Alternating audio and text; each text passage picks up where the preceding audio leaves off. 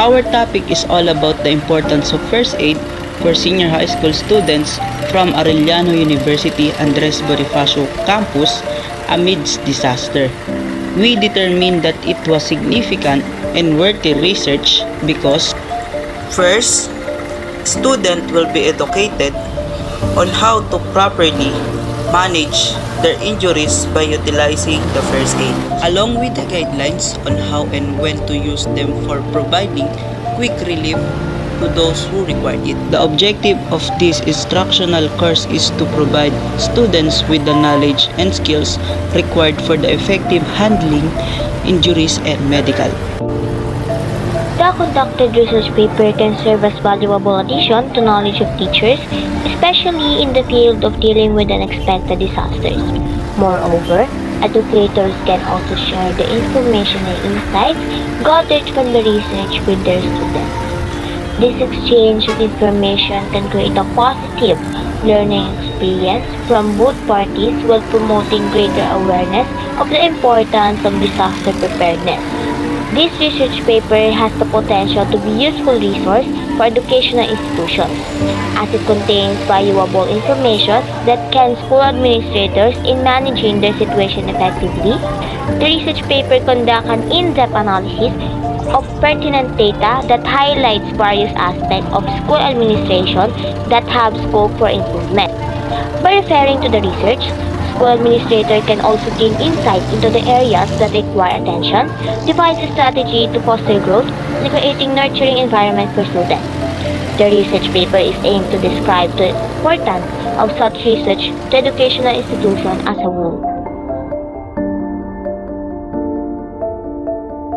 This is what we choose to study because first aid will benefit from the knowledge of treatment either at the time of disaster or if you are an emergency situation. This will help as a save of life not only for your own but also other people who need help.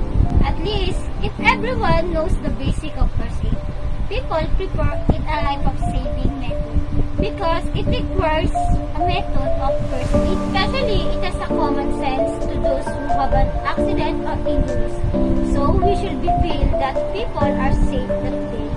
Don't worry to have anyone. Having a foundation or understanding of emergency procedures will help you save a life. So it is better to have knowledge of first aid because it is a potential or skill in your life.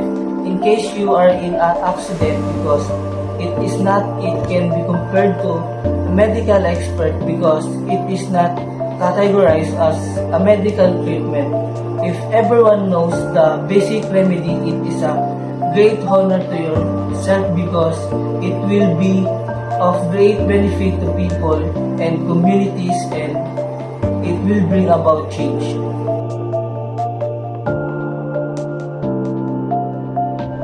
Arellano University Andres Bonifacio campus prides itself on its commitment to student safety and well-being.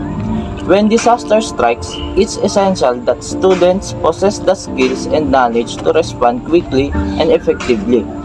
This is where the importance of learning first aid comes into play.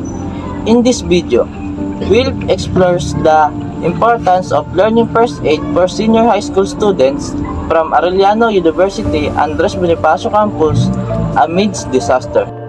At Arellano University's Andres Bonifacio campus, students can participate in comprehensive training programs that teach them how to handle emergency situations.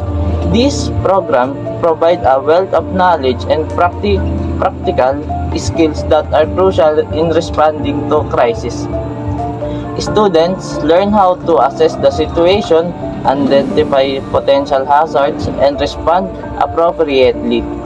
The importance of learning CPR, a life-saving skill that can make difference in emergency situation, is also emphasized.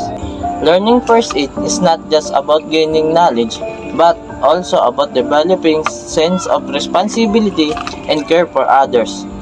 It is an essential aspect of being responsible and compassionate member of society.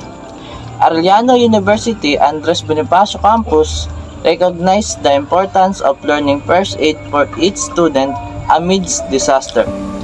By providing comprehensive training programs, the school ensures that each student are prepared to respond to any emergency situations. Learning first aid is not just a skill, it's a responsibility.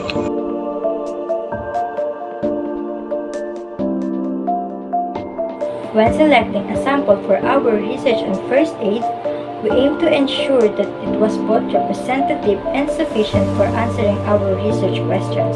To achieve this, we employed various strategies to ensure that the sample was diverse and inclusive of different demographics such as age, gender, and ethnicity. We also made sure to include individuals with varying levels of first aid knowledge and experience. To ensure that the sample was representative, we used a combination of convenience sampling and snowball sampling techniques. We recruited participants from all grade 11 from HUMSS, and we also asked participants to refer others who they believe would be interested in participating in the study. To ensure that the sample was sufficient for answering our research questions, we calculated the necessary sample size based on statistical power analysis. This allowed us to determine the minimum number of participants needed to detect significant differences or relationship between variables. Overall, our selection of the sample for our first aid research was guided by the need to ensure that it was both representative and sufficient for answering our research questions.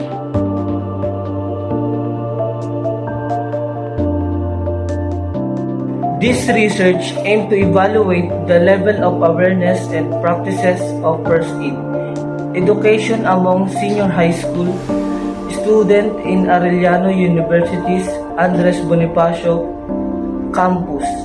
The study focused specifically on students enrolled in the HUMSS STRAND with a total of 5 respondents per section from sets 1 to 5. B division. Regardless of their age range, it is important to note that the scope of this study is limited only the mentioned school and its student. Ultimately, the research provides insights on the current level of awareness and practices of first aid education among the senior high school student in Arellano University.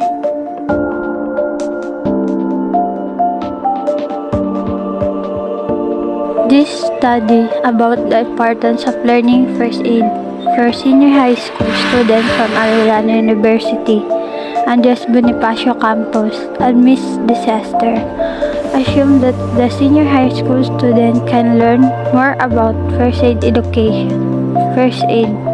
because they gain an experience that was unheld in Arellano University and Bonifacio campus in Pasig City Senior High School. Knowing about first aid is an important skill that can benefit individual people and they can treat other people in the right way because they have the basic knowledge on first aid. Facing an unexpected situation, student who learn a first aid in Arellano University